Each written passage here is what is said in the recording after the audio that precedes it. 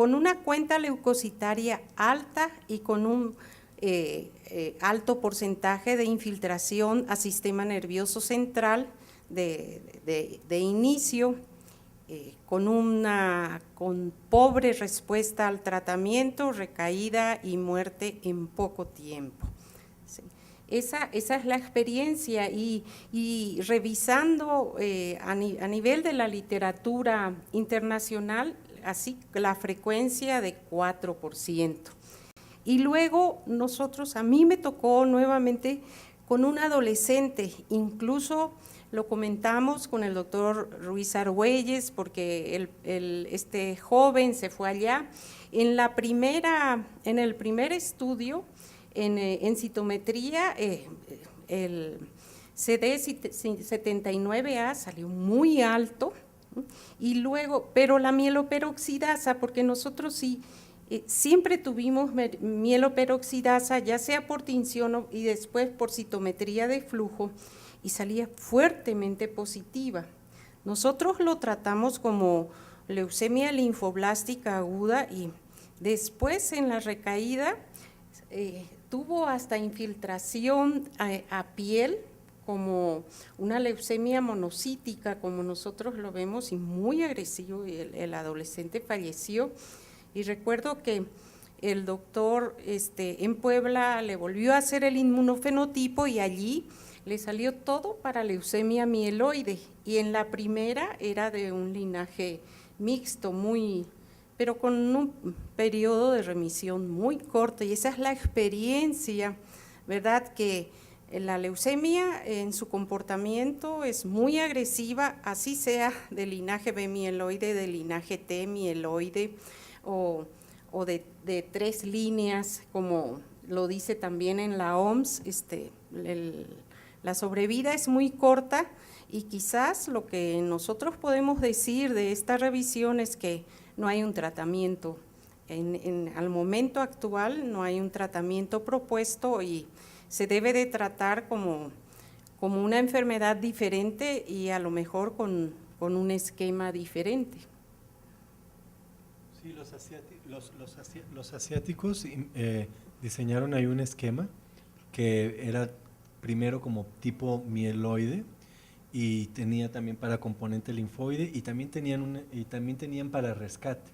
Entonces, también ya ese grupo grande ha diseñado esquemas, y tampoco pues o sea, con este pensamiento de que son 2 poblaciones, y tampoco han tenido buenos resultados. Creo que hay que llevarlos a trasplante, en lo que salen más estudios, por ejemplo, moleculares, de que yo creo que debe ser una enfermedad heterogénea. Por ejemplo, esto que tengan translocación 922 y que a esos todavía les va peor, entonces pareciera como linfoide, porque la translocación 922 confiere muy mal pronóstico a lo linfoide. A lo mieloide es como algo intermedio, y hay quienes dicen que bueno, que sí tiene un riesgo un poco más alto. Y por otro lado, el hecho de que tengan anormalidades en 11q23 sí, es una anormalidad que confiere mal pronóstico en lo mieloide. Entonces, en verdad sí hay una mezcla, y sería muy interesante, sobre todo para quienes tienen experiencia en el estudio de células stem cell malignas, que yo creo que por ahí va también esta enfermedad. Yo creo que todas las leucemias agudas son un tipo de enfermedad maligna de células tallo y su pool cercano, de progenitores que todavía son pluripotenciales, si no totipotenciales como una stem cell, sí pluripotencial. Finalmente las leucemias agudas son eso, y no hay un solo marcador. Tal vez la que se escapa de esto es la promielocítica, pero si ustedes se fijan, es una detención de la maduración en un momento más avanzado de la ontogenia de la célula mieloide. ¿Alguien más quiere formular alguna pregunta o comentario? Sí, doctor. Sí, hicimos un examen multivariado, un análisis multivariado, ya no se los mencioné aquí, hicimos un análisis multivariado, incluimos uno a uno, como 70 variables, definimos ahí en el texto, definimos qué era mal pronóstico por citogenética, qué era buen pronóstico, todas las variables clínicas, las variables de laboratorio, cantidad de leucocitos, todo, uno a uno, 70 variables en el univariado y solo encontramos 4. Y después les digo que quitamos esto del mantenimiento y solo quedaron 3 que fueron las que les mencioné. Recaída, que hace mucha lógica, creatinina y ácido úrico. Pero ahora mencionamos que tenemos una limitante porque tenemos, en aquel periodo, tenemos 60% de falla en el reporte de metafases. De tal manera que, pues, quién sabe qué pasó con las 922, que nada más fueron 2 o 3, no recuerdo, 2, 3 y una de 11q23. El resto, el 60% de la población, no sabíamos qué anormalidades citogenéticas tenían.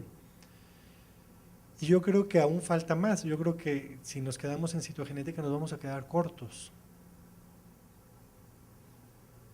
Habrá que investigar más cosas. Sí, doctora. Solo quiero extender un poquitín la reflexión que han hecho sobre los progenitores y células troncales. En la línea mieloide conocemos que existen células troncales leucémicas, pero en la línea linfoide no existen. Digamos, la célula que funciona como troncal o iniciadora de la leucemia es el mismo blasto, ProB o PreB. De manera que este caso que ustedes han presentado, en donde pareciera que la enfermedad residual o bueno, algo semejante está dada por una célula 34, indica que esa célula 34 puede ser mieloide, digamos, en donde sí existen las células troncales leucémicas, o una nueva población celular que se especifica. Ahí veo yo lo interesante de esta enfermedad, que pudiera provenir de una célula especializada, digamos, ¿no? Especializada, que solo forma células bifenotípicas.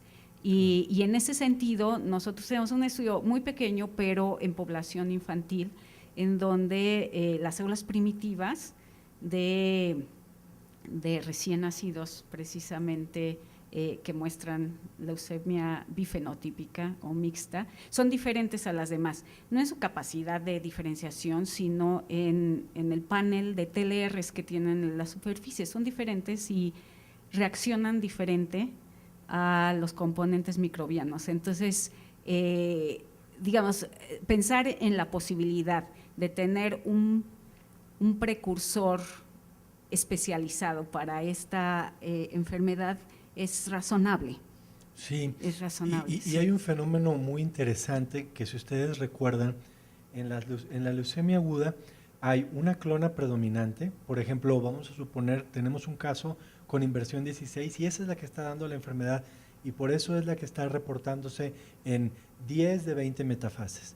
Y esa es la que se trata y es la que le va bien. Pero también existen subclonas